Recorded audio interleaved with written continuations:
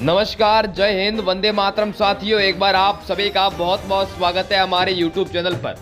वहीं आपने अभी तक हमारे चैनल को सब्सक्राइब नहीं किया, सब्सक्राइब जरूर करें। वहीं इस वीडियो को ज़्यादा से ज़्यादा शेयर जरूर करें। एक एक चीज़ के बारे में हम आपको बताएंगे पूरी जानकारी से। वहीं आप भारत के किस क्षेत्र से हमारी वीडियो को देख रहे हैं वो भी कमेंट बॉक्स में जरूर बताएं। लोकसभा चुनाव 2024 का बिगुल बज चुका है, जिसके अंदर एबीपी न्यूज़, फलौदी सट्टा बाजार और भारत की 5 बड़ी एजेंसियों ने खलबली मचाने वाला ओपिनियन पोल जारी कर दिया है, जिससे दोस्तों नेताओं में खलबली मची नजर आ रही है और हर नेता अपने प्रचार में जुट चुका है। वही बीजेपी वाले अपनी जीत का दावा करते नजर आ रहे हैं। वही राहुल गांधी ने कहा है कि अब की बार 2024 के 543 सीटों में से 400 सीटें सिर्फ कांग्रेस पार्टी को मिलेगी। लेकिन आप भी कांग्रेस पार्टी के सपोर्टर है तो आई लव कांग्रेस, और बीजेपी के सपोर्टर है तो I love BJP. Comment box में जरूर बताएं। हम वहीं चलते हैं लोकसभा की पहली सीट महाराष्ट्र पर। महाराष्ट्र में दोस्तों को 48 सीटें, 48 में से इंडिया पार्टी को 24 सीटों का आकलन होता हुआ नजर आ रहा है और एनडीए पार्टी को 20 सीटें और अदर के खाते में 4 सीटें गई है। वहीं दोस्तों उत्तर प्रदेश की कुल 80 सीटों पर बात की जाए तो 80 में से एनडीए के खाते में 51 सीट और इंडिया के खाते में 25 सीट का आकलन होता हुआ नजर आ रहा है अब की बार। वहीं अदर के खाते में 4 सीटें गई है।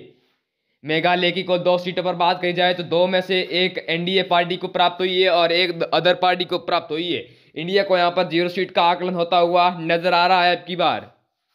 ओडिशा जिला की कुल 1 सीट पर बात करी जाए तो 21 सीटों में से 14 सीटें अदर पार्टी को, 4 सीटें एनडीए पार्टी को और इंडिया के खाते में 3 सीटें प्राप्त हुई है अब की बार। बात करी जाए अगली सीट अरुणाचल प्रदेश की तो यहाँ पर कुल 2 सीटें और 2 की 2 इंडिया पार्टी के खाते में जाती नजर आ रही है। बीजेपी और बाकी सभी पार्टियों का सुपड़ा साफ होता नजर आ रहा है। मणिपुर की कुल 2 सीटों पर बात की जाए तो दोनों को यहाँ पर समांतर सीटों का आकलन होता हुआ नजर आ रहा है, यानी एनडीए के खाते में 1 और इंडिया के खाते में भी 1 सीट जाती नजर आ रही है अब की बार। हरियाणा राज्य की कुल 10 सीटों पर बात की जाए तो 10 में से 4 इंडिया के खाते में, 5 एनडीए के खाते में और 1 अदर के खाते में जाती नजर आ रही है अब की बार। बात करी जाए अगली सीट त्रिपुरा की तो यहाँ पर कुल 2 सीटें हैं, दोनों में से दोनों को समांतर सीटों का आकलन होता हुआ नजर आ रहा है, यानी एनडीए के खाते में 1 और इंडिया के खाते में भी 1 सीट जाती नजर आ रही है अब की बार। आंध्र प्रदेश की कुल 25 सीटों पर बात की जाए तो 25 में से 14 सीटें इंडिया पार्टी को, 10 सीटें एनडीए पार्टी को और 1 सीट अदर के खाते में जाती नजर आ रही है अब की बार। असम राज्य की कुल 14 सीटों पर बात की जाए तो 14 में से इंडिया के खाते में 7 सीटें, एनडीए के खाते में 4 और अदर के खाते में 3 सीटों का आकलन होता हुआ नजर आ रहा है अब की बार। वहीं राजस्थान की कुल 25 सीटों पर बात की जाए तो 25 में से 14 एनडीए के खाते में, इंडिया के खाते में 10 सीटें और अदर को अब की बार 1 सीट से संतुष्ट होना पड़ेगा राजस्थान के अंदर। उत्तराखंड की कुल 5 सीटों पर बात करी जाए तो 5 में से इंडिया के खाते में 3 सीटें, एनडीए के खाते में ओनली फॉर 2 और अदर को 0 सीटों से संतुष्ट होने का पड़ेगा फिर अब की बार।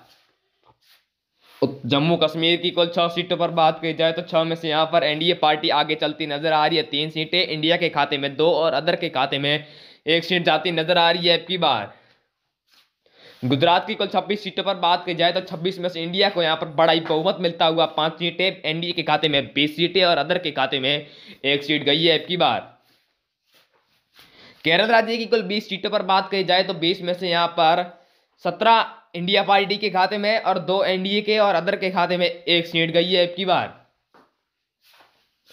वहीं मध्य प्रदेश की कुल 29 सीटों पर बात की जाए तो 29 में से इंडिया के खाते में 14 सीटें, एनडीए के खाते में 13 और अदर के खाते में 1 सीट गई है। वहीं दोस्तों बात करी जाए अगली सीट दिल्ली की तो दिल्ली यहाँ पर कांग्रेस का गढ़ माना जाता है, जिसके यहाँ पर इंडिया के खाते में 5 और एनडीए के खाते में सिर्फ 2 सीटों का आकलन होता हुआ नजर आ रहा है, अदर के खाते में सिर्फ 0 सीटें गई है। तेलंगाना की कुल 17 सीटों पर बात की जाए तो 17 में से 5 इंडिया के खाते में, 2 इंडिया के खाते में, 5 एनडीए के खाते में और अदर के खाते में 10 सीटों का आकलन होता हुआ नजर आ रहा है अब की बार।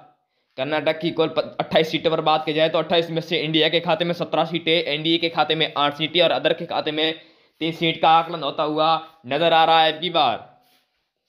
पंजाब की कुल 13 सीटों पर बात की जाए तो 13 में से इंडिया के खाते में 11 सीटें, एनडीए के खाते में 2 सीटें और अदर के खाते में 0 सीटें जाती नजर आ रही है अब की बार।